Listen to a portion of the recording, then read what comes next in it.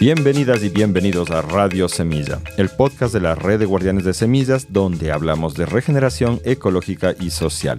Yo soy Javier Carrera y el día de hoy me acompaña Valeria Recalde en representación del colectivo en defensa de los polinizadores. Este episodio complementa de manera muy importante uno que ya tuvimos sobre abejitas, el número 98 con Marisol Gallegos, que era sobre apicultura orgánica.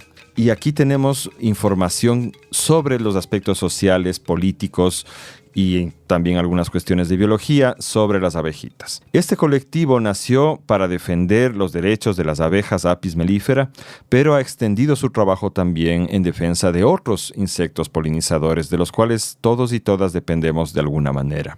Quiero recordarles que Radio Semilla se sostiene gracias al apoyo de sus suscriptores y que estos reciben beneficios por apoyarnos. Por ejemplo, en este caso les quiero hablar de la finca Xungotola, que es un poco difícil describir todo lo que hacen, es bastante complejo, pero tienen un espacio muy bello de permacultura ubicado cerca de la ciudad de Ibarra, al norte del Ecuador, donde reciben visitantes, dan talleres de capacitación sobre temas como bioconstrucción, permacultura, agricultura orgánica, etc. Tienen una línea de aromaterapia mágica. Tienen también venta de semillas. Lo que Xungotola ofrece es un 50% de descuento en visitas a la finca y el envío gratis de compras que sean de más de $10. Para recibir estos beneficios, puedes ir a radiosemilla.com/apóyanos e iniciar tu suscripción desde $5 al mes. Con eso permites que este programa siga existiendo, básicamente, y tienes también estos lindos beneficios. Bueno, les dejo con Valeria. Espero que disfruten este episodio. Nos vemos la próxima semana en Radio Semilla. Valeria Recalde, bienvenida a Radio Semilla. ¿Cómo estás hoy? Estoy bien, muy bien. El sol salió esta mañana, no hace mucho frío, así que contenta como las abejas que salen con el sol. Ah, qué bien, es verdad. Bueno, hemos estado teniendo días fríos, algunos en Quito, ahora está soleadito. Valeria, vamos a conversar hoy día de abejas, que es un tema que ha estado pendiente bastante en Radio Semilla. A mí me encanta porque veo que tienes una perspectiva bastante amplia del asunto. Pero como siempre, en nuestro podcast vamos a empezar un poco conociéndote a ti. Entonces yo quisiera que me cuentes de dónde eres tú, dónde naciste y dónde pasaste tu infancia y hacia dónde dirigiste tus estudios, tu curiosidad. Bueno, a ver, yo nací en Honduras, soy ecuatoriana, mi familia toda es de Ecuador, pero mi papá estaba trabajando en Naciones Unidas, bueno, desde siempre, toda la vida, y recién se jubiló el año pasado, de hecho. Entonces eso nos llevó a distintos lugares en el mundo. Yo nací en Honduras, viví ahí 2 años, luego vine a Ecuador con mi familia, vivimos aquí unos cuantos años más y luego fuimos a vivir a Panamá, viví en Italia, viví en Holanda. Luego, bueno, yo ya me quedé en la universidad, mis papis viajaron por Centroamérica nuevamente y yo volvía por temporadas, hice mi tesis en Guatemala, son países que yo amo, que me encantan. En mi tesis también exploré temas de abejas, sin querer, queriendo. Y bueno, después decidí de la universidad regresar a Ecuador porque necesitaba reconectarme un poco con mis raíces, retomar mi relación con mi familia extendida, mis abuelos, que para mí siempre han sido muy importantes. De hecho, mis abuelos de parte de mi mamá fueron apicultores. Entonces tengo ahí como esas conexiones y nada, empecé, digamos, a militar en un grupo diría, de amigos, de investigadores que conocí igual, compañeros de Acción Ecológica cuando estaba en Guatemala. Y llegué un día a saludar y me dijeron, oye, ¿quieres ingresar a un colectivo sobre abejas? Queremos hacer investigación, queremos hacer incidencia política, hagamos una investigación. Y nuestra primera investigación fue abejas en Ecuador y en el mundo de la A a la Z, con Alex Naranjo y Elizabeth Bravo. Eso suena bonito. ¿Pero qué estudiaste? Eso te saltaste. Sí, yo estudié, estudios agrarios, alimentación y estudios ambientales en la Universidad de Erasmus, que estaba asociada con el Instituto de Estudios Sociales de La Haya. Es el instituto de estudios de desarrollo más antiguo del mundo. Estoy muy orgullosa de ser parte de ese círculo, ¿no? Porque ahí conocí gente increíble que también pues, militaba mucho en espacios como la Vía Campesina. Tuve profesores que me inspiraron mucho y ahí como entré en el mundo de la soberanía alimentaria. que claro, yo siempre he tenido como esta espinita por lo ambiental, entonces para mí es como unir el mundo de la soberanía alimentaria con los derechos de la naturaleza, ha sido como muy importante lo que estudié, ¿no? Entonces la licenciatura hice en estudios de desarrollo como algo más amplio, ¿no? Algo general. Suena bien interesante. ¿Y tuviste contacto en tu vida personal con el campo, con el sector rural? Diría que menos. Tal vez, como siempre digo, de mis abuelos, de parte de mi mami, tenían como un espacio de vida, una finca, igual de mi papi, por el Quinche tenían como sus... Entonces yo crecí igual como en esos espacios de que recogiendo las frutillas. Justo me estaba acordando por la Pascua que solíamos ir a la quinta de mi abuelito a esconder los huevitos y encontrar. Entonces ese ha sido por ese lado, pero digamos menos. Recién ahora que ya me casé, ya me fui de la casa, estoy así, estoy sembrando mis plantitas, mis tomates. Pero siempre que voy a las ferias guardo semillas para ver si es que regalo o voy difundiendo de esa manera pues la naturaleza. ¿Y dónde también. estás viviendo entonces ahora? Ahora estoy viviendo en Estados Unidos. Ah, wow. Sí. ¿Pero en el campo? En un área rural, sí. Carolina del Norte es un estado bastante rural. Y justo fui a un intercambio de semillas allá hace unos meses y un granjero, como les dicen allá, ¿no? Él sembraba frijoles y tenía cerdos, que dice que alimentó a todas generaciones de su familia con estos frijoles. Me regaló unos y estamos ahí sembrando eso. ¡Qué bonito! Sí. ¿Y tus abuelitos cuántas colmenas tenían? A ver, no podría decirte con exactitud, porque era también de mi bisabuelito. Ellos vivían por la Colón en esa época que no había nada por ahí. Tenían como una casa y digamos, el papá de mi abuela tenía, me parece que unas entre 10 y 30, dependiendo de la época. Luego mi abuela, cuando vivió por el Los Andes, tenía una casa por ahí, me dijo que llegó a tener hasta 20 colmenas en área urbana. ¡Qué brutal! Y que bueno, pues ahí tuvo algunos problemas con vecinos, de repente igual le llegaron unas abejas africanizadas, entonces, pero eventualmente las movieron a Puembo y creo que enjambraron y se fueron en algún momento. Pero sí, mi bisabuelo tenía, mi abuela me contaba que él tenía como una colmena con un vidrio, ¿no? Para poder observarlas y ver cómo iban construyendo sus celdas, sus panales y cómo se comportaban, que eso era algo que le interesaba mucho. Qué simpático. Sí. Verás, yo crié abejas cuando era jovencito. Entonces ahí voy a ir metiendo cuchara de vez en cuando. Y lo primero con esto que dijiste de las abejas en área urbana, me hiciste acuerdo a un profesor de filosofía que yo tuve que era negociante y su primer negocio de guambrito de adolescente fue una colmena de abejas en departamento. Wow. Entonces él decía que las tenía en su cuarto, en el escritorio, y que se despertaba a 5:30 de la mañana siempre con alarma para abrirles la ventana. Y tenía la ventana abierta todo el día hasta ya las 6:30, así, por si acaso hay alguna que se quedó por ahí y ahí ya cerraba todo. Y estuvo ahí no sé cuánto tiempo, pero fue su primer negocio, una colmena dentro del departamento. Qué hermoso. O sea, hay mucha gente que de hecho tiene las abejas cerca de su cama, porque eso están utilizando un tipo de terapia con la vibración. Wow. Que se supone que tiene propiedades sanadoras y eso. Chévere, me da mucha curiosidad porque creo que manejas muchísima información. Entonces vamos a irnos metiendo, porque tú me dijiste antes de empezar que no querías hablar mucho de ti en realidad, sino más del colectivo. Entonces cuéntanos, ¿qué es el colectivo en defensa de los polinizadores? Y la historia, cuéntanos, ¿cómo empezó esa cuestión? A ver, bueno, primero yo vengo obviamente en representación de mis compañeros y compañeras, soy coordinadora. Nosotros iniciamos, como les comenté, en Acción Ecológica en el 2019, a raíz de una denuncia de una compañera que se llama Tania Falconi. Ella solía encontrar abejas muertas en su terraza. Entonces ella las iba recolectando, las metía en frascos y un día cogió y dijo, voy a ir a Acción Ecológica a ver si es que hacemos algo, me dan respuesta, iniciamos algún proceso. Bueno, ella puso primero una denuncia en el MATE.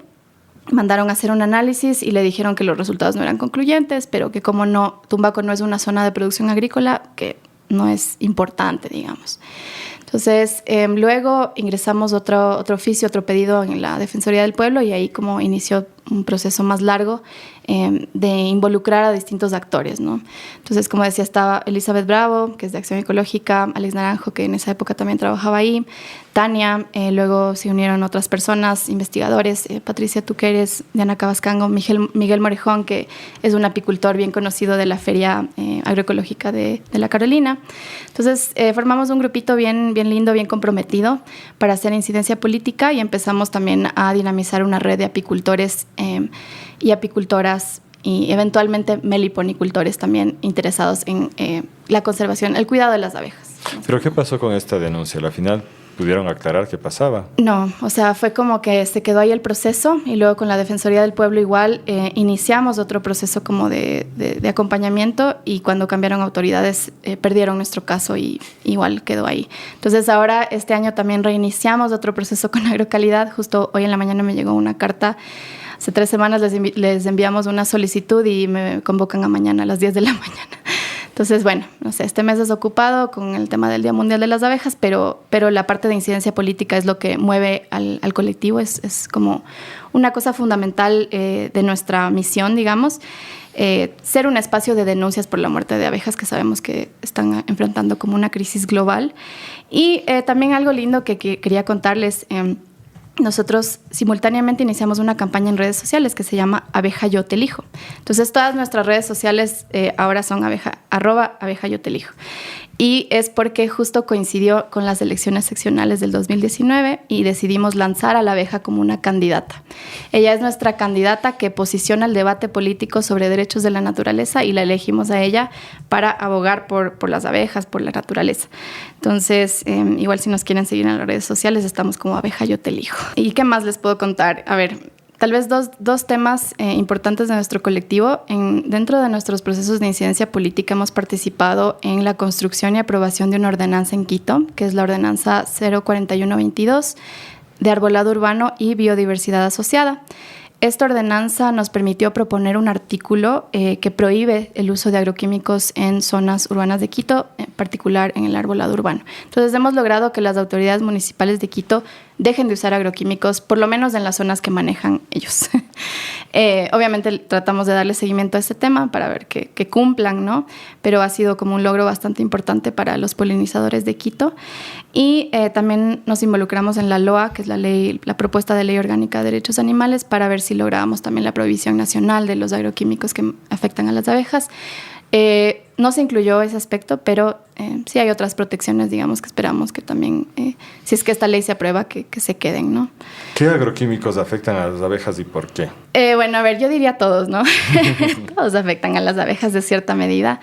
Se ha estudiado mucho en abejas europeas, Apis mellifera, los agroquímicos fipronil y la familia de los neonicotinoides.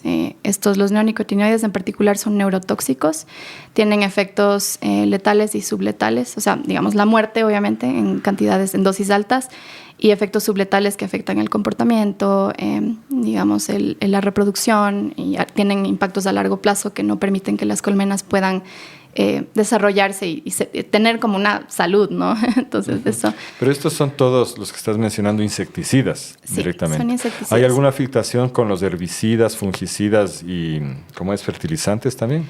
A ver, yo he hecho mucha revisión de la literatura sobre herbicidas. Glifosato en particular tiene un impacto directo en la microbiota de las abejas, es decir, si bien no las mata en dosis bajas de inmediato, afecta su sistema, o sea, compromete definitivamente su sistema inmune a largo plazo. Entonces eso, y obviamente el glifosato también elimina todas las malezas, mal llamadas malezas o buenesas, que son alimento de las abejas, son hábitat de las abejas y los insectos. Por ese lado también. Por ese lado también.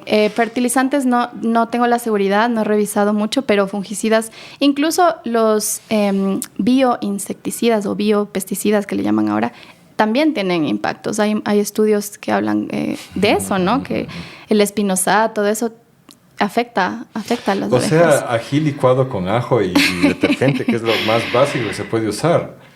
Es su objetivo, bueno, no es matar, pero sí alejar a todos los insectos y evidentemente también debe afectar a las abejas, ¿no? O sea, claro, la un como un ecosistema equilibrado, agroecología, permacultura. algo que pueda sostener distintas formas de vida sin generar esta cosa de la alteridad de los organismos no deseados, ¿no? Eso podría decirte que sería como lo que quiere el colectivo, ¿no? Y no sé si tú sepas qué es lo que ahora va a hacer el municipio de Quito, si se han comprometido a no usar estos agrotóxicos, cómo piensan hacer sus labores de control que hacían antes con ellos. Claro, o sea, justo este año tenemos que hacer una actualización, porque el año pasado se comprometieron, nos mandaron una carta de compromiso, hablamos, ¿no? Y pues nada, hay que darle seguimiento a ver cómo lo están haciendo, ¿verdad? Es tremendo. Entonces, esto sería una cosa muy interesante lograr a nivel nacional, porque hay casos que son increíbles. Por ejemplo, en Galápagos yo he visto cómo la autoridad del parque y la misma estación riegan glifosato como que fuera agua por todo lado, ¿entiendes? Sin ninguna consideración en medio del área turística, entre los restaurantes. No hay conciencia realmente. No.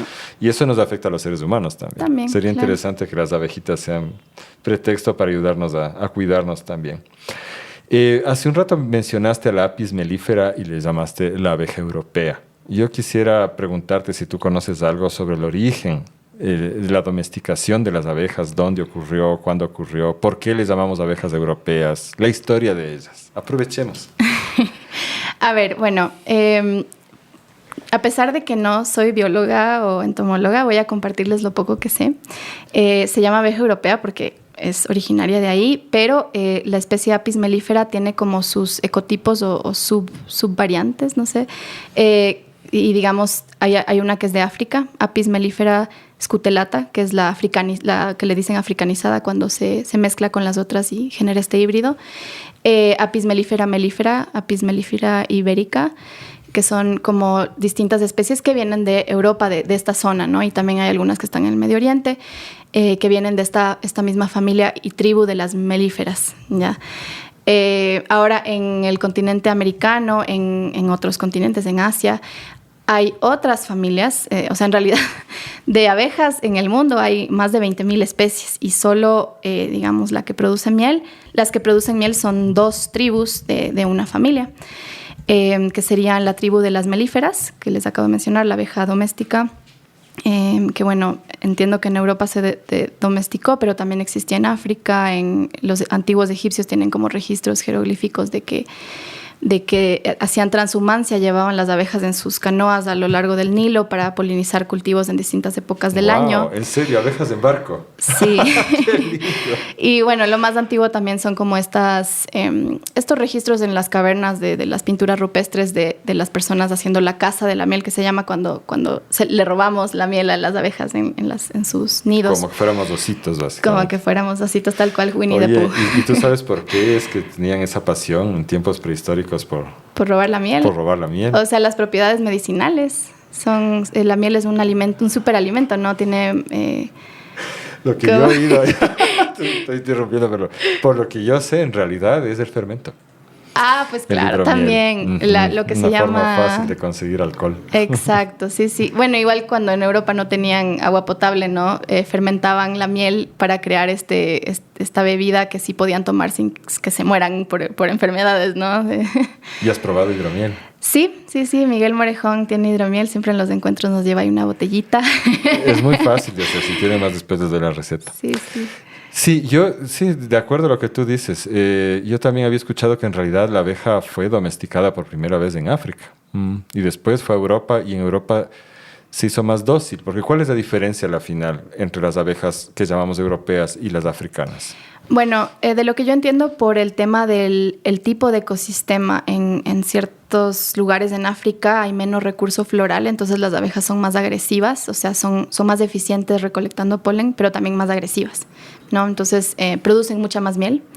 Y en Europa, pues, un poquito menos, son más dóciles, ¿no?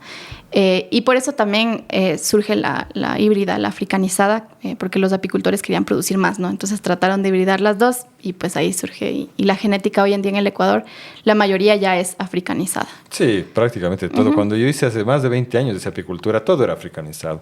Pero yo también oí una leyenda que por eso decían es africanizada, y es esta famosa leyenda de las abejitas que se escaparon del Instituto Butantan en Sao Paulo. ¿Has oído? Ah, sí. Y que son las abejas asesinas famosas que estaban tratando de hacer estas hibridaciones y unas pocas reinas alocadas y agresivas se fugaron y empezó esta mancha que ha ido expandiéndose de abejas asesinas. Sí, y claro, sí. la gente les tiene mucho temor a las abejas.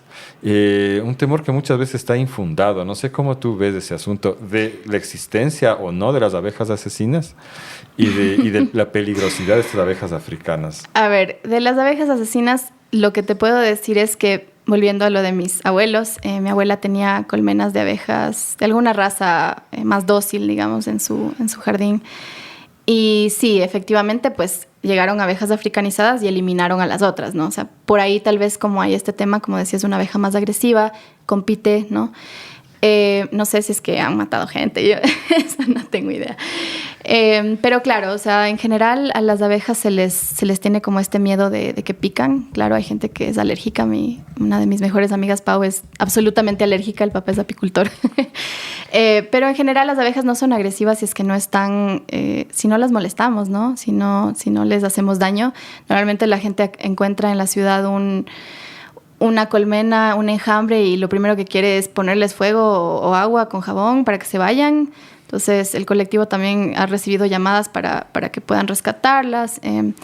Y pues también las abejas que pican son pocas, ¿no? Hay otras abejas que se llaman las abejas sin aguijón que pues no pican, tienen otros mecanismos de defensa, pero en general pues si no las molestas no tienen por qué hacerte daño. Sí, cuando están forrajeando en realidad, que es cuando casi siempre te las encuentras, a no ser que les aplastes sin querer, no es que son agresivas. Exacto. Pero mira que en la costa es diferente. En Manabí yo he acompañado a apicultores y claro, ya tienen, no sé si tú sabías, una colmena diferente que les llaman la colmena marimba. Ya. Que es alargada y tú levantas la tapa inicial, ¿no es cierto? Y ves ya ahí los marcos. Y lo que hacen ellos es tocarle como con el dedo, como si fuera una marimba. Y ya saben por el sonido si está lista para cosecha o no. Wow. Porque las abejas son tan agresivas, pero tan agresivas, que realmente no vale la pena tratar de sacar el marco si no lo vas a cosechar y tienes que salir corriendo. Yo me acuerdo un compañero que estaba con el traje y todo, era absolutamente tapizado de aguijones en su traje y algunos le traspasaron. O sea, tendría unas 300 picaduras por ahí, era una brutalidad. Lo cual también afecta a la colmena porque pierde un montón de individuos. Entonces, en la costa donde yo he hecho un poco de apicultura, he visto que sí hay estos niveles de agresividad que son impensables para quienes hacemos apicultura. Claro, qué interesante, mira. Gracias por ese dato nuevo, sí. igual la había aprendido. E igual, nuestras abejas acá, las que tú dices que tenían tus abuelitos, las africanizadas de la sierra, que yo hacía apicultura a mano yucha porque no soporto los guantes y siempre me picaba alguna. Y para mí era como lo normal, la gente está acostumbrada. Para un europeo es un escenario de terror ya ese, porque de verdad son mucho más dóciles. Pues. Claro, exacto. Qué lindo. Entonces, el colectivo, nos decías, está trabajando ya desde el 2017 en defensa de los polinizadores. Y nos contaste también algunos de los éxitos que han tenido. ¿Cuáles son los retos que tienen ahorita? ¿Qué están enfocados? A ver, bueno, primero tal vez mencionar que hemos estado en un proceso permanente de investigación para poder recopilar información sobre la muerte de abejas y ver cuál es la relación con el uso de agroquímicos, con el sistema productivo, digamos, industrial que afecta a todo, ¿no? Hicimos una investigación en el 2023 de ecotoxicología, como mencioné. La idea de estos pequeños pasos que hemos tomado es eventualmente también llegar a las autoridades y digamos, pedir que se haga algún proceso de evaluación de los agroquímicos y eventualmente prohibición es nuestra meta desde un inicio igual. Ahorita estamos en diálogo con Agrocalidad, como mencioné, y pues veamos qué sale de ahí. Lo único que vemos es que Agrocalidad tiene como un poco un conflicto de interés, porque si bien ellos manejan el Programa Sanitario Nacional Apícola, receptan estas denuncias cuando, digamos, un apicultor se le mueren las abejas, y hemos tenido compañeros de nuestra red, se mueren las abejas, decimos, a ver, llamen a Agrocalidad, ellos tienen que venir a recolectar muestras, hacer análisis. A veces llegan tarde, no llegan, ya están las abejas podridas, o les dicen, no, parece que no fue, o lo que sea. Pero hay que hacer el proceso, digamos. Pero también estamos en un proceso de solicitud de esos datos, porque sabemos qué ha ocurrido en el país. No son datos que están disponibles para el público. pero creemos que es importante que la gente sepa. Pero por ley debería estar. A ver, primero quería, para nuestros oyentes en otros países, Agrocalidad es la institución acá en Ecuador que se encarga, entre otras cosas, de la vigilancia sanitaria agrícola.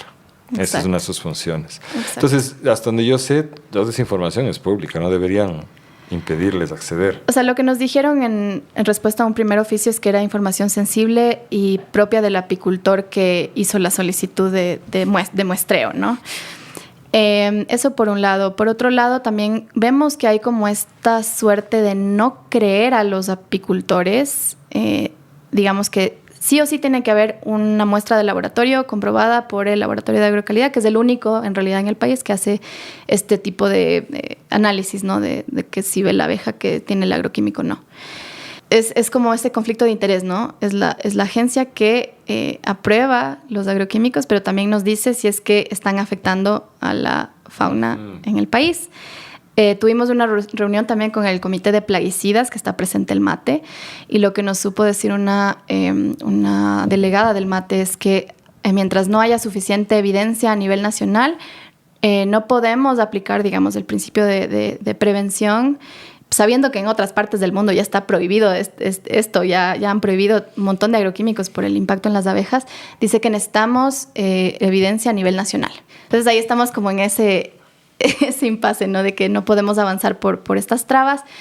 El colectivo, digamos, el desafío que se planteó en respuesta a estos temas es hacer una plataforma propia de veeduría ciudadana que se llama Ecopolinizadores. Es el proyecto dentro de una aplicación de ciencia ciudadana, Epicolex 5, donde les pedimos a los apicultores que pierden abejas por el uso de agroquímicos que registren sus casos.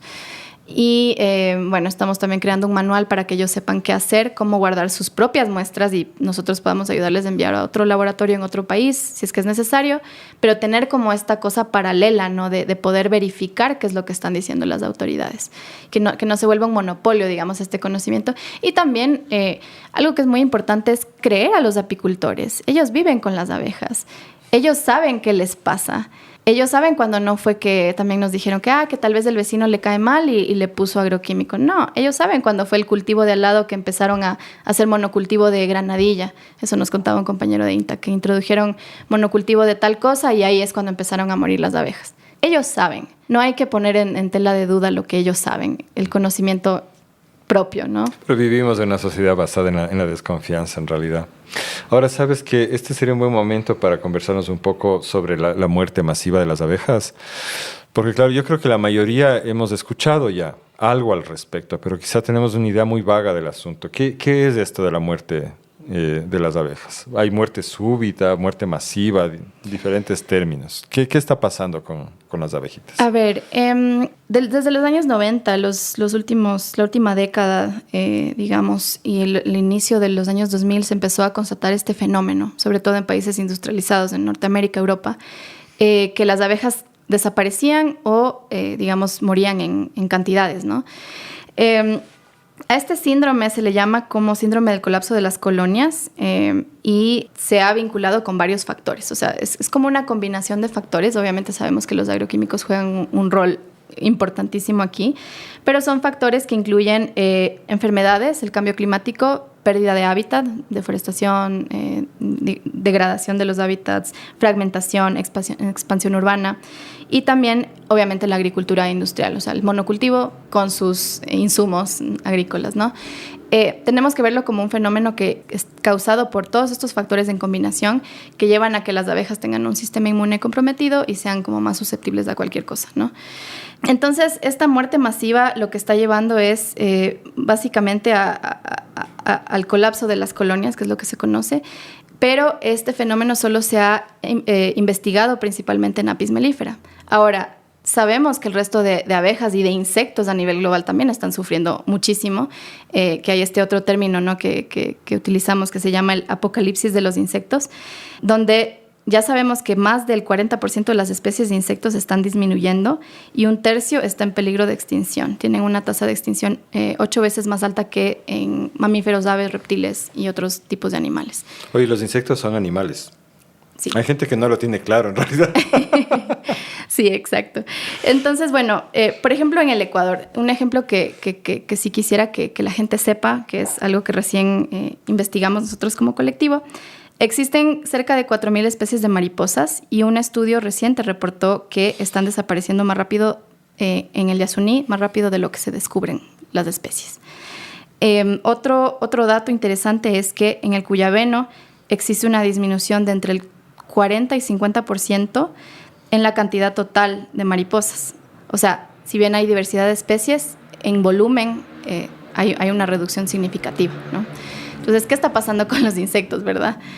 Siempre suelen decir que antes uno manejaba y se iban chocando los insectos en el parabrisas y ahora no pasa eso, ¿no? Ese es como el ejemplo que suele rondar por ahí en los memes.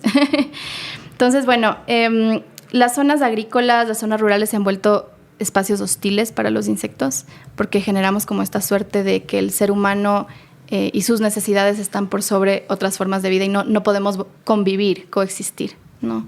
Con el modelo que tenemos agrícola. Oye, poniéndome el sombrero de abogado del diablo, porque hay gente que te diría esto, pero son bichos.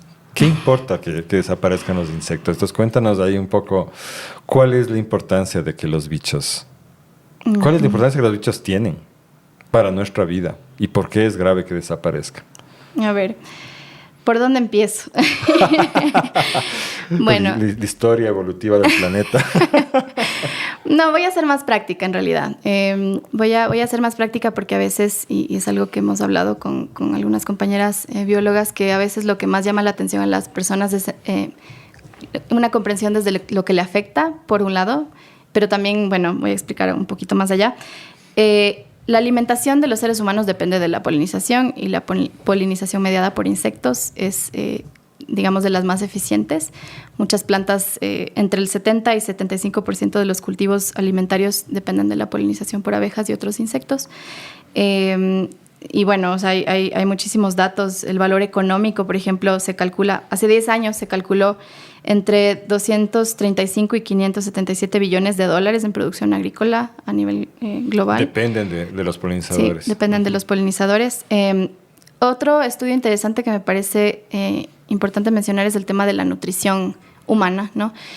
Se supone que actualmente por el declive de los polinizadores ocurre una muerte prematura en personas de casi 500,000 de personas por enfermedades como diabetes, infartos, cáncer, porque las personas ya no pueden acceder, ya sea económicamente o socialmente, por el tema cultural, ¿no? de los ultraprocesados, ya no pueden acceder a alimentos nutritivos que tienen vitaminas, micronutrientes, ¿no? Entonces, eso es algo que también afecta.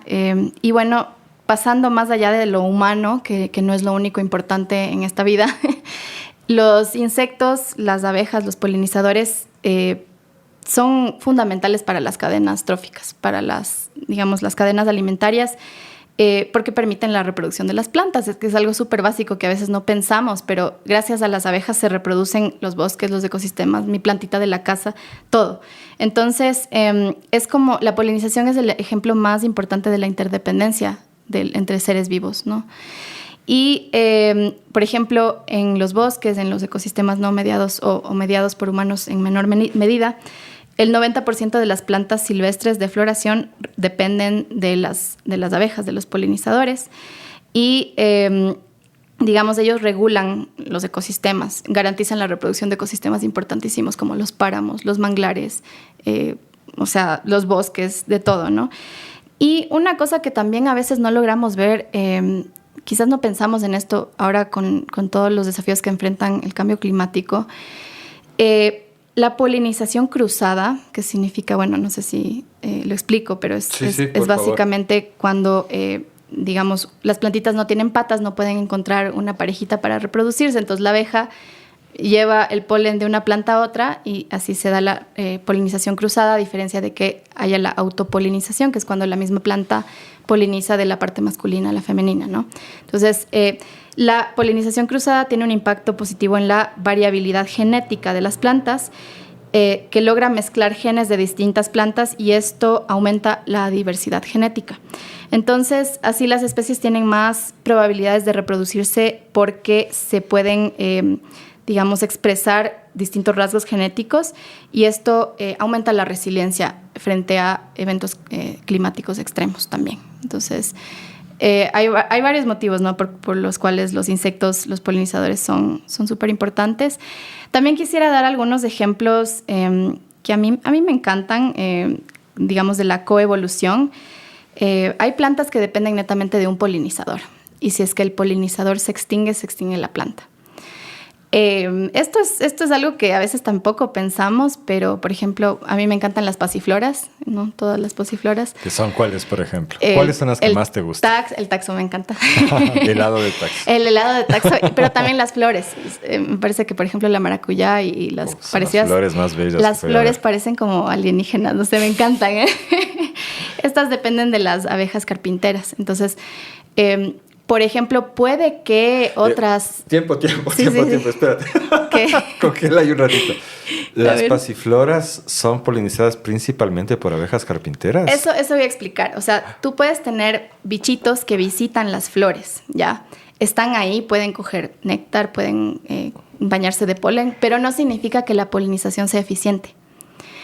Entonces, lo que nos dice la coevolución, digamos, es donde las especies evolucionan conjuntamente y se adaptan a través de interacciones ecológicas de mutualismo entre flores y polinizadores a lo largo de la historia, ¿no? Y eso facilita que el polinizador pueda extraer polen y la planta pueda reproducirse. Entonces, son como relaciones muy especializadas, ¿no? Entonces, ahorita les quiero dar algunos ejemplos que vimos como en la literatura.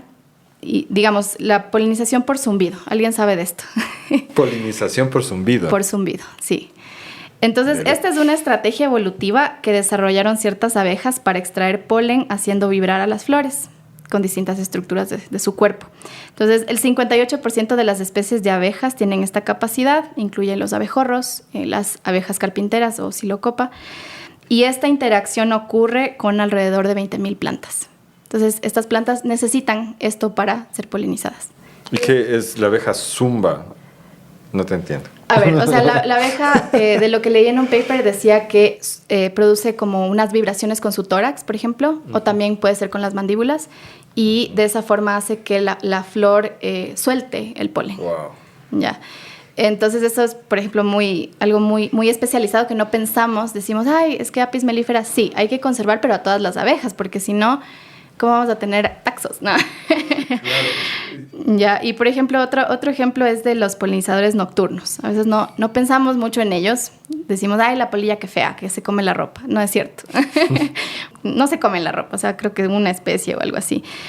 Bueno, ellos, las plantas que dependen de la polinización por polinizadores nocturnos, algunas liberan aromas muy fuertes, por ejemplo, como es el guaraná, atrae a los polinizadores nocturnos mediante aromas florales intensos. El cactus San Pedro, el galán de noche, ya, exacto. El jazmín, toda flor blanca de olor fuerte. Y son blancas. ¿Por qué son blancas? Porque igual hay un paper que habla de que el color, digamos, tiene que ver con la polinización nocturna. Las flores blancas son más visibles, por algún motivo. Entonces, hay como estos ejemplos de... estas relaciones como muy especializadas, que era lo que mencionaba. Y claro, el mundo de los polinizadores es muy complejo, ¿sí ves? Pues...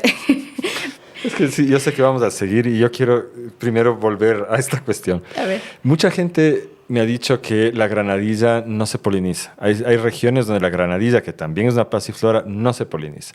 Te recomiendan sembrarle taxo al lado de la granadilla para atraer polinizadores. Ahora, que tú dijiste esto de que algunas pasifloras requieren de ciertos polinizadores especiales, me quedo pensando si no habrá alguna relación, si no estaremos hablando de regiones donde puede haber hasta abejitas de Apis mellifera normal, pero esas no eran las polinizadoras específicas de estas pasifloras y por eso es que la producción ha bajado.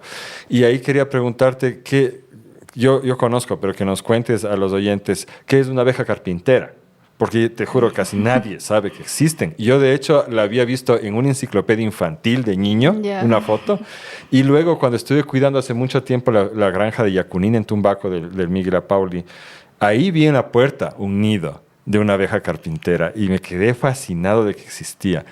Entonces, ¿qué son las abejas carpinteras? A ver, son abejas...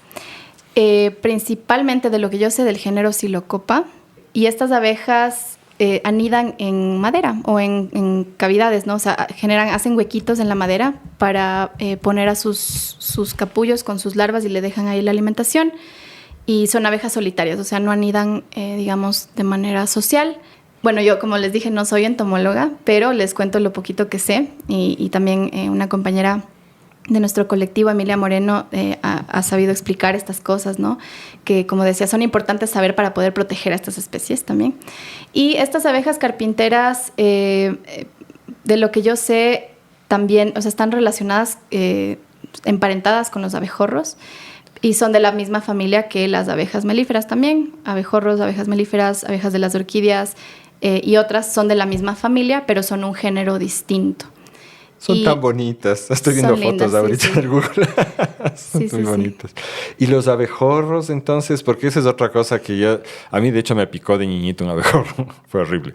Pero es una presencia que en la infancia de la gente de mi generación estaban presentes por todo lado los abejorros. Y ahora ya casi no ves. Ya casi no hay, exacto. También son especies solitarias, es decir, no anidan, pero de lo que igual me comentó mi compañera entomóloga es que a veces sí, ellos sí recolectan néctar, por ejemplo.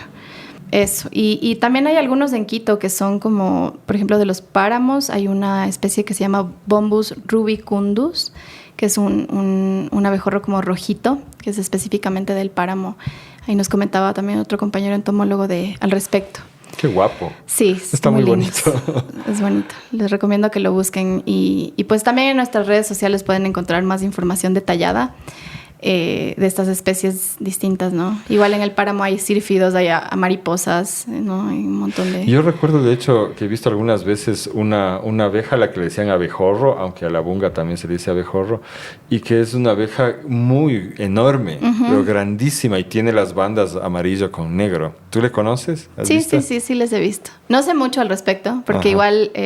Hay muy poca información. Hemos estudiado muy poco a las abejas. Igual nos comentaba nuestra compañera Emilia Moreno. Hay poca investigación sobre su comportamiento, sobre la interacción con las plantas. Entonces, toca investigar muchísimo antes que desaparezcan, supongo, conocerlas mejor y también conocer para cuidarlas, ¿no? Eso es un poco de la diversidad de polinizadores. Nos hablaste también de las polillas en la noche, que hacen esa misma labor durante la noche. Y yo imagino que si hablamos de polinizadores también están las mariposas ahí. Sí, correcto. Y también tal vez comentarles de otros polinizadores que a veces tal vez no son el grupo más grande de polinizadores, porque obviamente las abejas son alrededor de 20,000, pero también están algunos mamíferos, por ejemplo, los murciélagos. En Ecuador hay 170 especies de murciélagos, algunas están en peligro.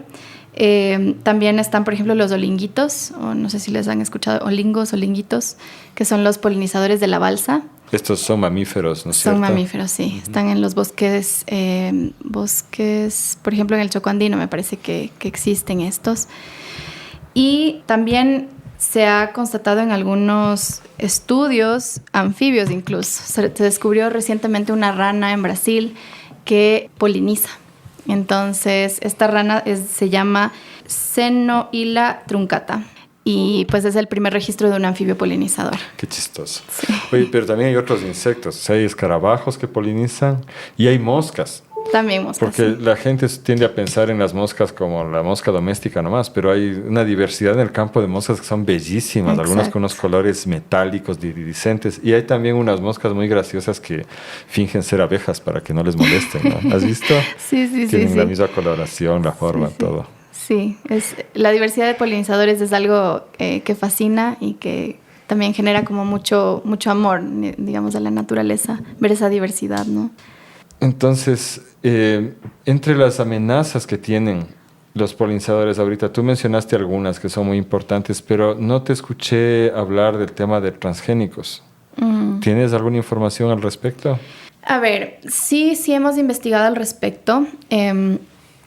Creo que el punto clave, digamos, con los transgénicos es el modelo, ¿no?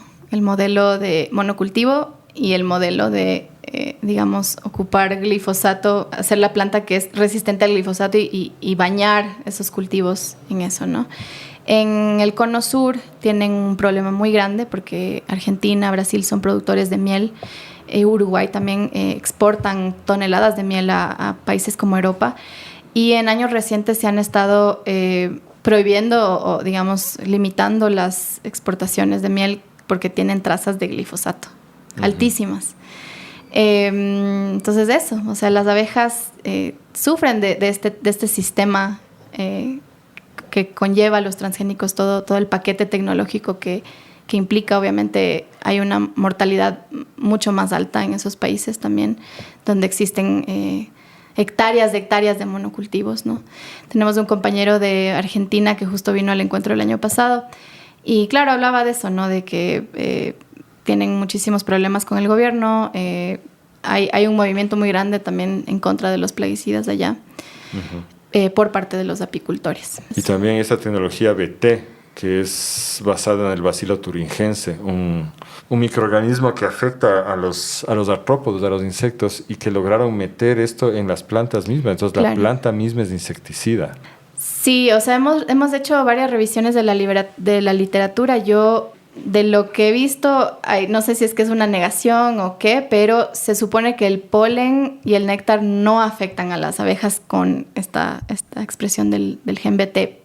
Yo creo que hay que seguir investigando. No lo sabemos a ciencia cierta en el momento, diría yo. Volviendo al tema de importancia, tú hablaste mucho en el tema de los insectos, de la importancia que tienen como polinizadores, porque es un poco el tema que tú manejas, pero yo quería complementar ahí poniéndome el sombrero de permacultor ahora, de que los insectos son una parte esencial de la arquitectura de todo ecosistema, que a la final el osito panda, el jaguar, el llamingo, la vaca que vemos es la punta de la punta del iceberg del ecosistema.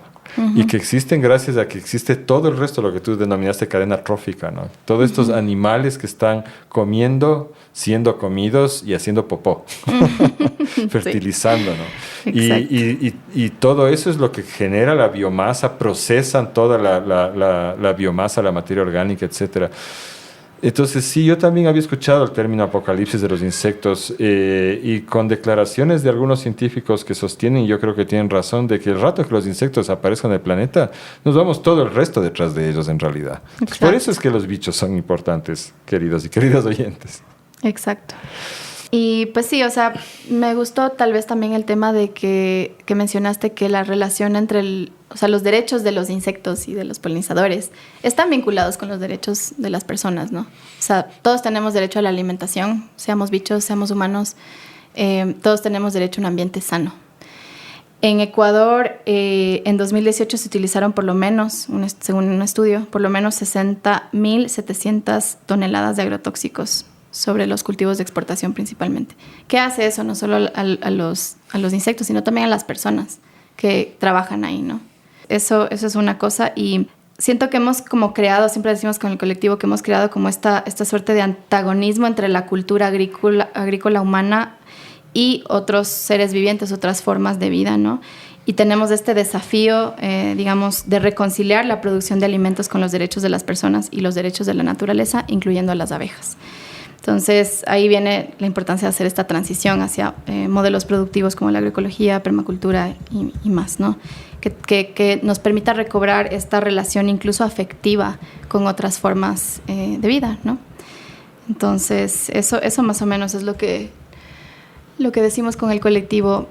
No decir que el bicho es feo siempre, ¿no? O sea, ay, qué feo el bicho, le mato. Hay que conocer por qué son importantes todos y de esa forma recobrar esa relación, ¿no? Me avisaste por interno que el 20 de mayo se celebra algo. Sí. ¿Quieres contarnos de eso? El 20 de mayo se celebra el Día Mundial de las Abejas.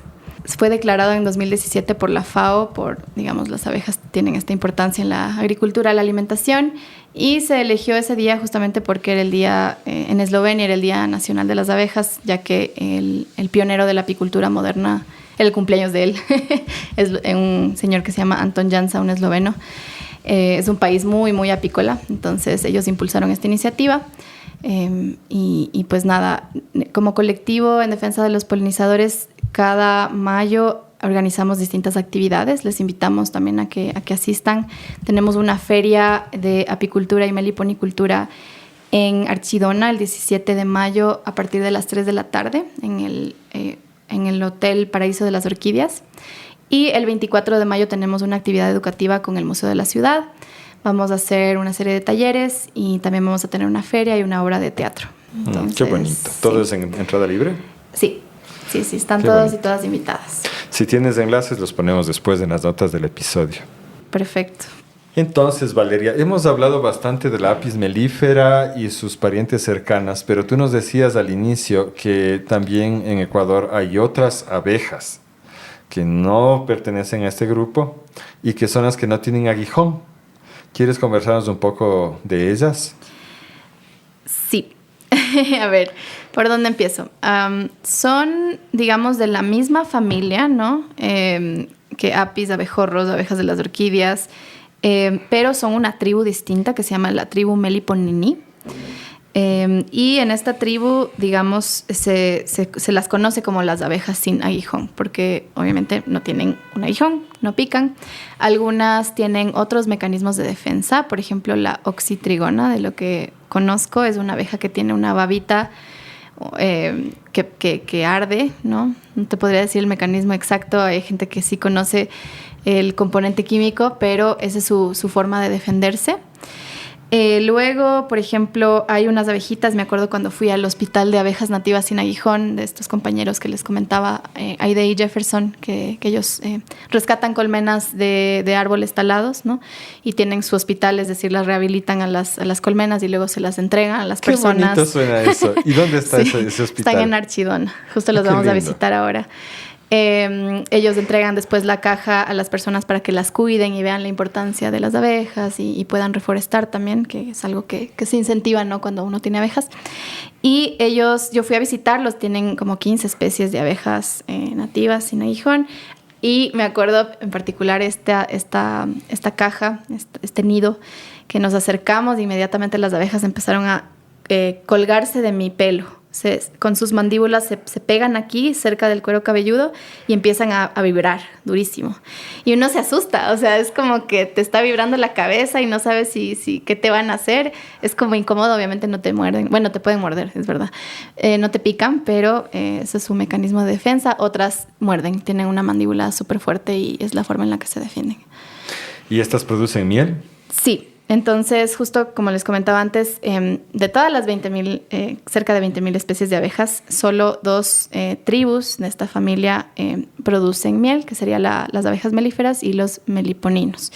La miel de las abejas nativas sin aguijón es muy diferente, ¿no? La miel de Apis, por ejemplo, se cristaliza, aunque obviamente también depende del néctar, de la floración. Por ejemplo, sí sé que hay compañeros de Santa Elena que tienen una miel del bosque seco de Apis mellifera que sí es más líquida por el tipo de floración, pero generalmente se cristaliza. En cambio, de las abejas nativas sin aguijón, por el ambiente en el que están, que es más húmedo, normalmente están en las áreas tropicales, suele ser más líquida la miel y se fermenta con mucha facilidad. O sea, se fermenta, se hace chicha. Sí, o sea, digamos, cuando yo me traigo la miel de la Amazonía a Quito, la meto en la refri. Uh-huh. Sí. Y debe tener otras propiedades, me imagino. Sí, se supone que es mucho más, digamos, medicinal. Es mucho más cara también porque además es más escasa, pero viene, obviamente, si es que tienes una abeja que está, no es lo mismo una abeja de ciudad que está expuesta a todo tipo de contaminación, a una abeja que viene del bosque. Esta miel tiene propiedades medicinales. Por ejemplo, un estudio de la San Francisco del 2021 nos mostró, y tomó muestras de 8 géneros de abejas, 2 especies en particular, de la costa de los Andes y la Amazonía, y encontraron que tiene contenidos, por ejemplo, de proteínas, aminoácidos libres, vitamina C, minerales, potasio, calcio, bueno, un montón de propiedades. Y también algo muy interesante de esta miel es que se ha demostrado que es muy efectiva, digamos, en contra de las bacterias, incluso resistentes a algunos medicamentos. El otro día estaba escuchando una charla de una profesora de Costa Rica, igual allá tienen abejas sin aguijón, y decía que la miel es muy efectiva para eliminar lo que es el biofilm, que es como esta capa de bacterias que se forma cuando hay ciertas infecciones, ¿no?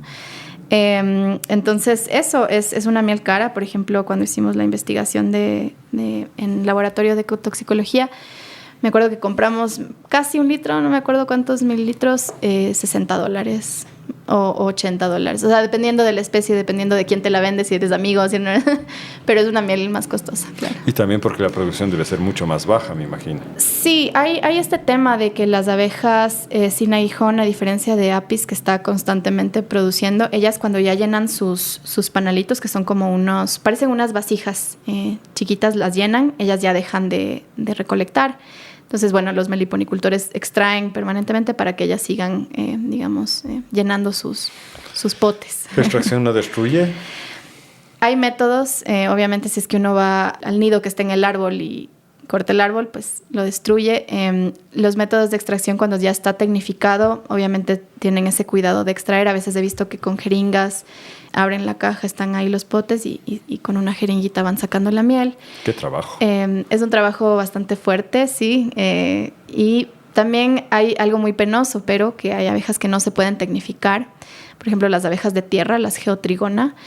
Y estas abejas normalmente la gente cuando quiere extraer la miel, que es una miel negra que sabe un poco como a vinagre, tienen que definitivamente destruir el nido. Justo ayer vi en el Instagram un influencer en Ecuador aquí que estaba mostrando cómo destruía un nido y sacaba la miel y tenía millones de likes y me dio mucha pena porque pues hay que tener esa conciencia de que cuando extraes la miel, sí destruyes el nido y mueren las abejas, ¿no?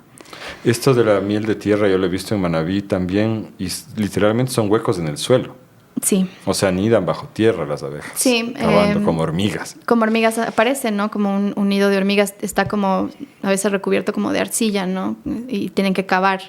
Eso, pero bueno, en la Amazonía ecuatoriana hicimos como un pequeño trabajo de campo también y conversando ahí con unos compañeros quichua, nos estaban contando que ancestralmente sí las abejas tenían como esta relación con las comunidades de allá y aparte de la caza de miel, ¿no? Siempre ha habido el manejo de cajas rústicas. Hoy en día hay distintos tipos de cajas que son como más adecuadas para darles una mejor vida a las abejas, ¿no? Tecnificadas. Pero algo muy interesante era que, por ejemplo, aparte de la miel, se utilizaba la brea, que es como que las abejitas van recolectando barro, semillas, cera, resina de plantas y distintos componentes y hacen como que una cosa así negra. ¿Eso tiene propóleo?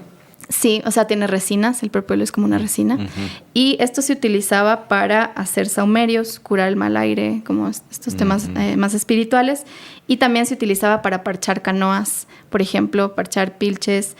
Y la cera se utilizaba para las mocaguas, ¿no? Entonces hay como estos usos antiguos que se van rescatando un poco con la conversación con las personas, ¿no? Y esta relación que se ha generado durante miles de años con las abejitas entre los seres humanos, que es algo lindo. ¿Tienes datos del uso de esto antes de la llegada de los españoles? Sabes que no, del Ecuador y de los meliponicultores que investigan esto, me han contado que no hay registros en el Ecuador. Pero, por ejemplo, en México sí hay. Está el Códice de Madrid, que es un códice maya donde se ve, digamos, estas prácticas del día a día de las personas y ahí se ven cómo manejan en estas cajitas rústicas a las meliponas. En México la más común es la melipona beche, de lo que yo sé. Ajá. Qué interesante. Bueno, y volviendo al tema inicial que teníamos sobre la lucha en defensa de las abejas, ¿cómo está realmente la situación en el Ecuador ahorita? ¿Hay legislación al respecto? ¿Presente ya aprobada, reglamentación, todo eso?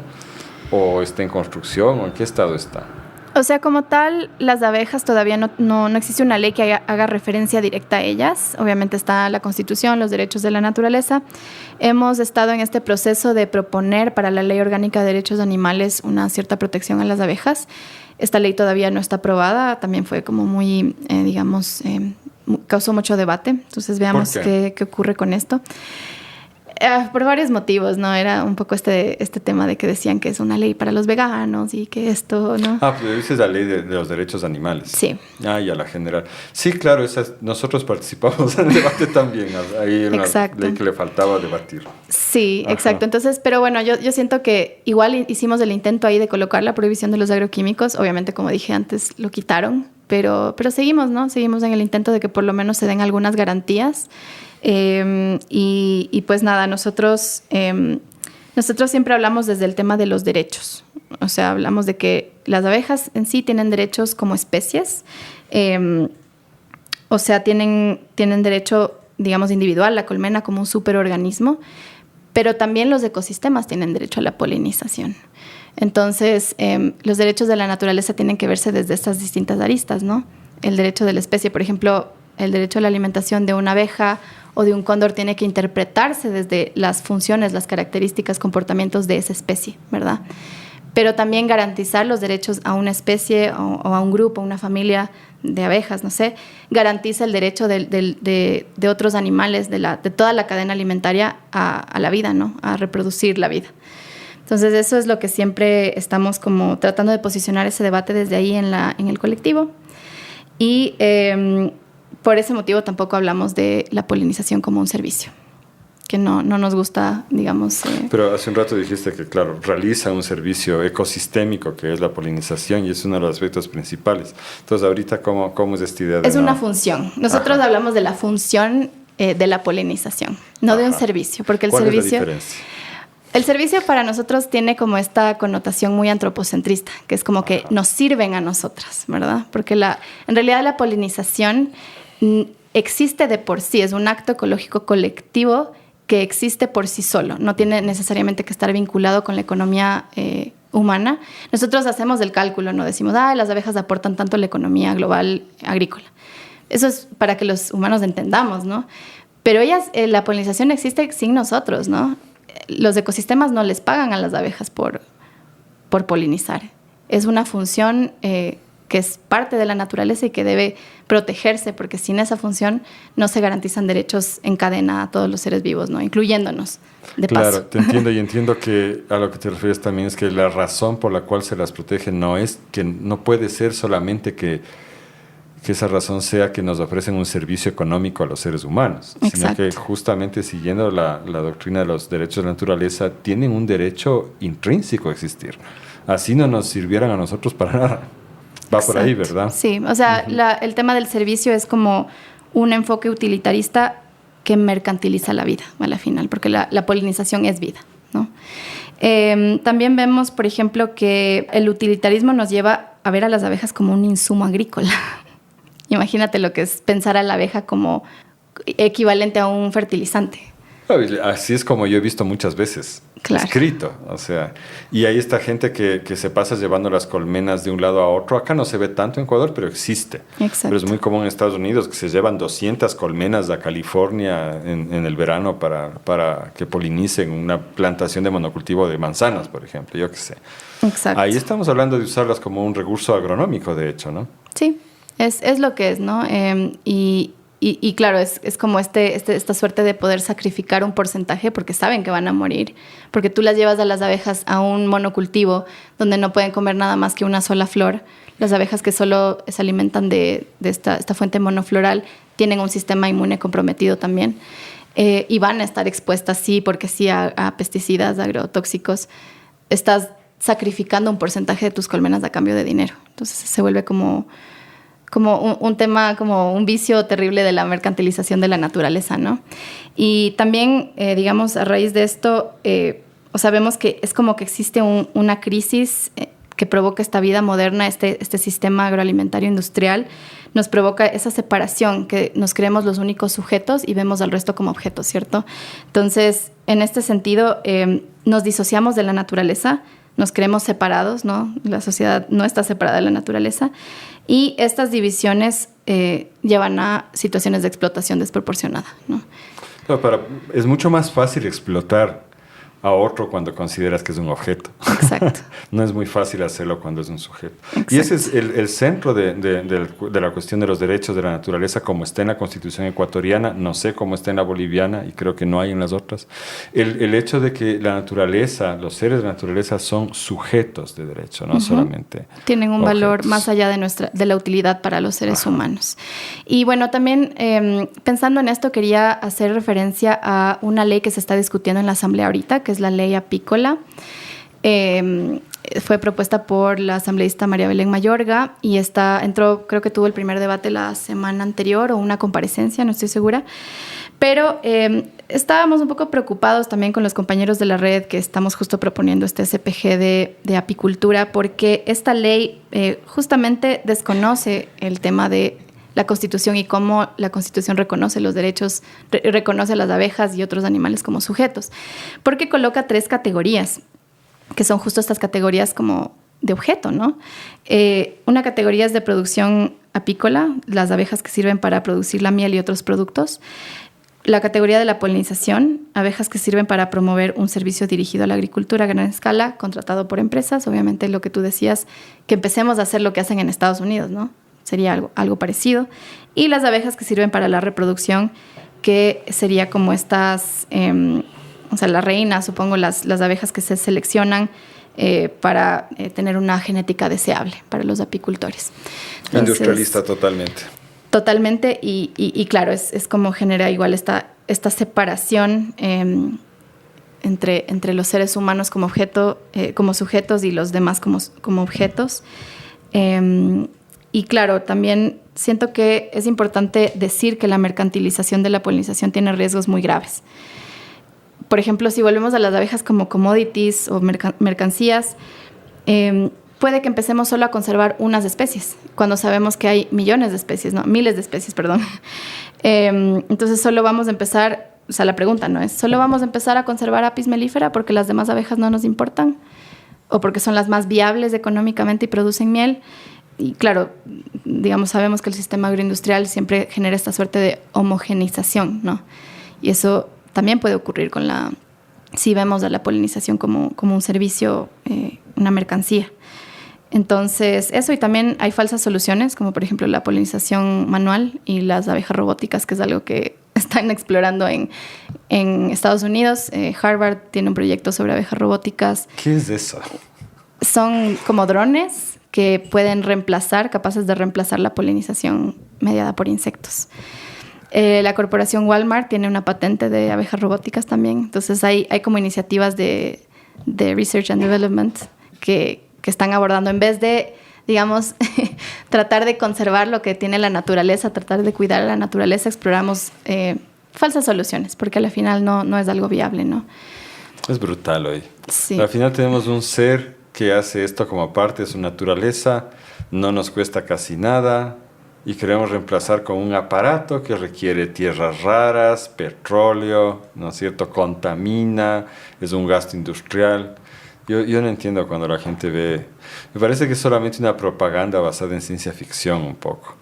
¿Cómo vamos a reemplazar realmente a las abejas? No me parece muy lógico. Ahora, sí, dentro de todo esto, ustedes están tratando de evaluar, me imagino, la cantidad del daño que se está causando en el país. Pero todavía no hay cifras exactas. No hay cifras exactas, pero hemos participado en iniciativas de investigación. Por ejemplo, hicimos encuestas desde el año 2023 hasta el año pasado. Hicimos encuestas con un consorcio de investigadores que se llama Solatina, que es la Sociedad Latinoamericana de Investigación en Abejas. Estábamos apoyándoles haciendo encuestas para, digamos, ellos hacen análisis estadísticos sobre la mortalidad de abejas en Latinoamérica.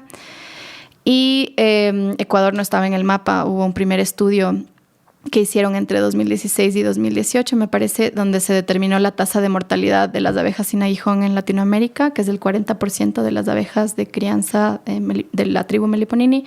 El 40% mueren, digamos, hablando con los meliponicultores, se les hace la encuesta a ellos y se va como midiendo y haciendo el análisis estadístico.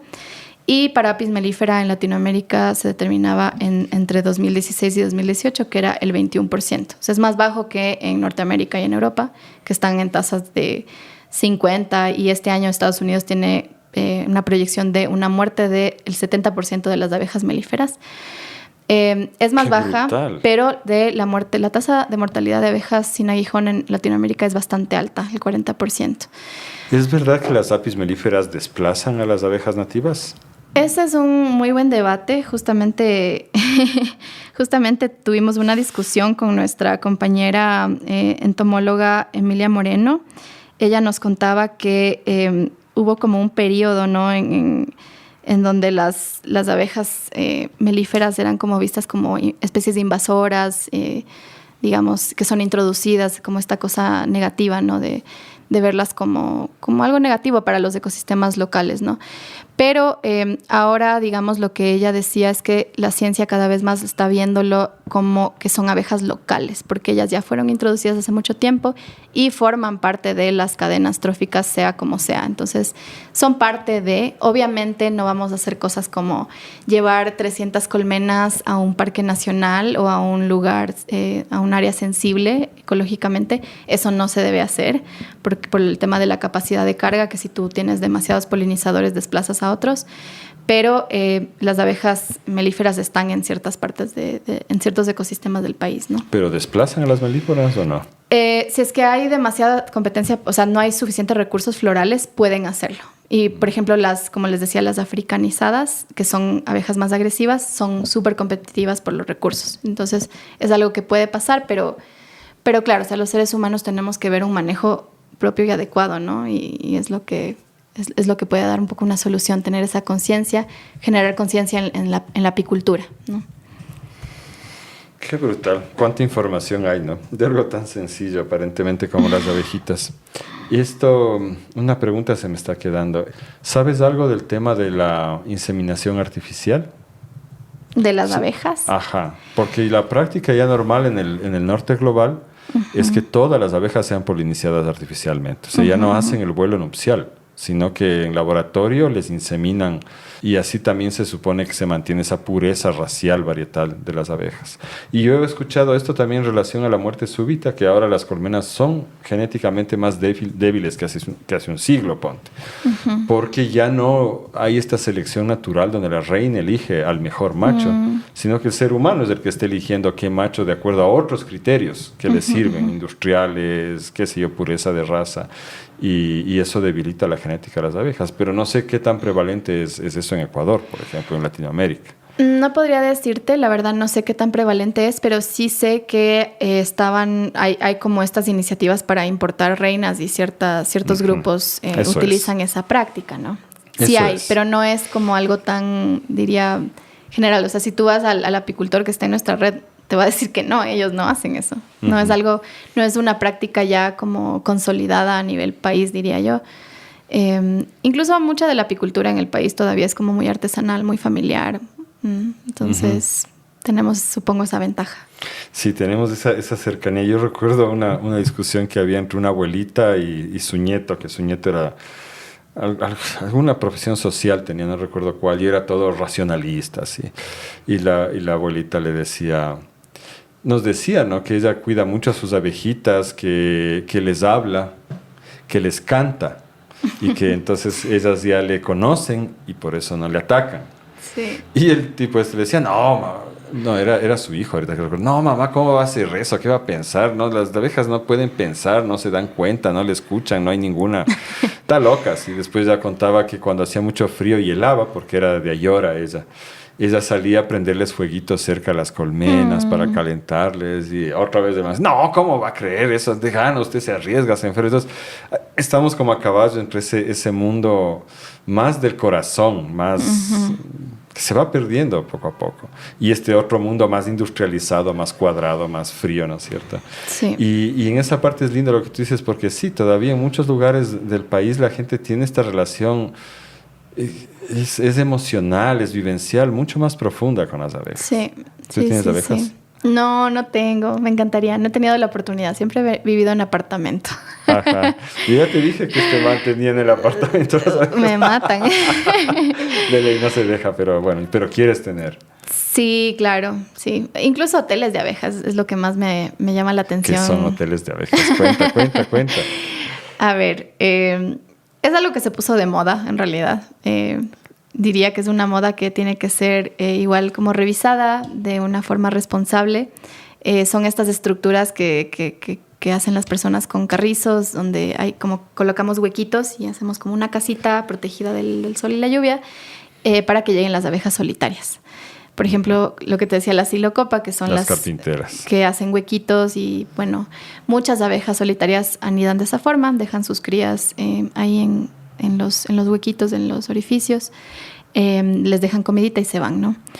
Entonces, sé que hay muchas personas, igual en Quito, que tienen hoteles de abejas. En el Museo de la Ciudad creo que pusieron uno también. Uh-huh. Y es súper lindo también poder observar la naturaleza. Y creo que el hotel de abejas es algo que nos permite mirar la diversidad, ¿no? No solo tener apis para sacarles miel. Pero sí creo que hay que tener ese cuidado, ¿no? de verificar que sean materiales adecuados, que no les hagan daño, reemplazarlos si es necesario. No sé mucho al respecto, creo que todavía hay que investigar y tengo igual compañeras biólogas que están como detrás de eso, de poder dar talleres explicando cómo hacer un uso adecuado de los hoteles de insectos. Eso sería bonito. Sí. Ahí está de ser una alianza para sí, hacer eso. Chévere. Bueno, vamos llegando ya hacia el final. No sé si se nos está quedando algo en el menú. Bueno, no sé si quisieran que les cuente así brevemente en qué consisten las pruebas de letalidad de los agroquímicos en las abejas. Sí, o sea, podría ser importante, sobre todo porque tenemos bastantes oyentes que están trabajando en campo, entonces podrían estar interesados. Yo es algo que yo también aprendí y dije, puchicas, uno nunca sabe cómo es que se aprueban los agroquímicos, ¿no? O sea, cómo es que determinan cuál es una dosis adecuada, entre comillas, para el uso en el ambiente, para regar estas sustancias tóxicas en el ambiente, ¿no? Entonces, la ecotoxicología evalúa el impacto de estos compuestos químicos en seres vivos y en los ecosistemas. La mayoría de estas investigaciones en relación a las abejas se han hecho en apis y pues la poca evidencia que hay de investigaciones en abejas sin aguijón, en abejas nativas, que es algunas investigaciones de Brasil y la nuestra del colectivo que hicimos en el 2023, muestra que las abejas nativas, la fauna nativa es mucho más sensible. Entonces, estos ensayos se hicieron en Europa con la abeja Apis mellifera y nosotros tomamos ese límite permitido del uso de agroquímico y lo trasladamos a un contexto totalmente diferente, con fauna diferente, con una mega biodiversidad que tenemos aquí en el Ecuador, sin pensar que tal vez el contexto, o sea, bueno, las autoridades no sé qué estarán pensando, pero son contextos mucho más sensibles y mega biodiversos. No es es una barbaridad, ¿no? Me hiciste acuerdo de un documental en el cual entrevistaban a la entonces embajadora, esto era al final del gobierno de Lucio Gutiérrez, a la embajadora de Estados Unidos en Ecuador, y ella salía ahí en televisión diciendo, si el glifosato es súper seguro, yo uso eso en mi jardín, en mi casa en Estados Unidos, y era como, ¿quién le dice a la señora que su hierba de Estados Unidos no se puede comparar con la selva amazónica? Entonces yo creo que ahí tienes totalmente razón, o sea, los estándares permitidos en un monocultivo europeo no pueden aplicarse a una selva biodiversa, ¿no? Exacto. Entonces, nosotros lo que hicimos fue investigar 2 insecticidas de los más utilizados, imidacloprid y el fipronil. Vimos efectos subletales. Los efectos subletales son como no la muerte inmediata, sino o a largo plazo o en mediano plazo. Por ejemplo, desorientación, temblores, parálisis, dificultad motriz. O sea, como que están ahí, no sé, que no se pueden mover, no se pueden levantar o tiemblan, ¿no? Y también problemas de aprendizaje o memoria. Entonces, las abejas, por ejemplo, ya no saben dónde pecorear o no saben cómo volver a su colmena. Y, bueno, afectan sistemas digestivos, reproductivos, en fin. Ahora, los ensayos de toxicidad aguda son los que determinan la cantidad y concentración de un agrotóxico y según un tiempo y la forma de exposición que provoca la muerte del 50% de las abejas, que sería como no sé por qué dijeron que el 50% de la muerte del 50% es como lo que no sería permitido. Más allá de eso no sería adecuado, digamos. Entonces, hay estos como análisis de toxicidad y también decir que en el campo, a pesar de que la etiqueta del agrotóxico diga se puede aplicar tanto en 1 litro de agua, lo que sea, en el campo se mezclan un montón de agroquímicos y uno no puede prever qué hace ese cóctel tóxico y las interacciones entre los agroquímicos, cómo afectan a otros seres vivos. Entonces, eso tal vez finalizar con eso, decir, ¿no? que es importante conocer cómo se dan estos procesos y claro, pues buscar las soluciones, hacer la transición hacia la agroecología y otros sistemas productivos. Qué hermoso, nos has compartido un tema muy bonito. Yo imagino que quedarán también algunas preguntas ahí de algunos de nuestros oyentes. Vamos a poner tus datos de contacto o los del colectivo en las notas del episodio. ¿Ustedes están abiertos a recibir preguntas, comentarios, sí, etcétera? Claro que sí, claro que sí. Y también les invitamos a que nos sigan en redes sociales. De la poca información que les di ahorita en este tiempo, pueden profundizar mucho más en nuestro Instagram. Tenemos un montón de publicaciones que explican muchas cosas más a detalle. Ah, cierto, ya me estaba olvidando, pero así estamos haciendo esta pregunta que yo siempre me olvido y el Felipe se enoja conmigo. A ver, dentro de todo este tema que estamos conversando, ¿hay algún libro en especial que tú recomendarías que la gente lea o que te haya llegado mucho a ti? ¿Qué será? Un montón. Pero sobre todo, no sé, yo lo que he leído más son papers como científicos, porque hay un montón de cosas de que uno tiene que como informarse, y más bien nosotros hemos resumido esto mucho en las investigaciones que hemos hecho. Entonces sí les invito a que lean nuestras cartillitas, que no son libros, pero tienen como información. Tenemos la de abejas en el Ecuador y en el mundo de la A a la Z, una de apicultura agroecológica en el Ecuador.